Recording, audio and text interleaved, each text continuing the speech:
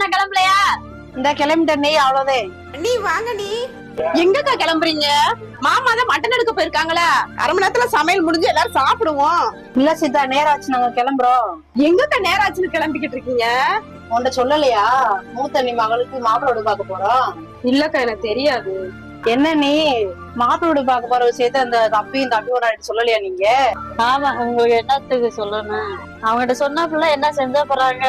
ஏங்க, உங்க அக்கா மகளுக்கு இன்னைக்கு மாப்பிள்ளை வீடு பார்க்க போறாங்களே, அதை பத்தி உங்ககிட்ட எதுவும் சொன்னாங்களா? இல்லையப்பா, ஒண்ணும் சொல்லலையே.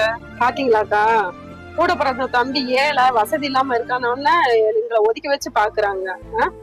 நீங்களும் பாக்குறீங்கல்ல, ஏதாவது செய்முறை நாங்க விட்டு கொடுத்துருக்கோமா? கஷ்டப்படுறனாலும் இந்த செய்முறையெல்லாம் நல்லா தானே பண்ணிக்கிட்டு இருக்கோம். என்னெல்லாம் செய்ய அவங்க அப்படி இருக்காங்க? இப்ப இந்த பிள்ளை போய் மாப்பிள்ளை வீடு பார்த்தாங்களே, ஒரு வார்த்தை எங்க கிட்ட சொல்லல. இல்லக்கா, வசதி வாய்ப்பு இருந்தாட்டா கூட பிறந்தவனு கூட என் தம்பி தங்கச்சின்னு சொல்லுவாங்க போல இருக்குது. அப்படியாயி போச்சு.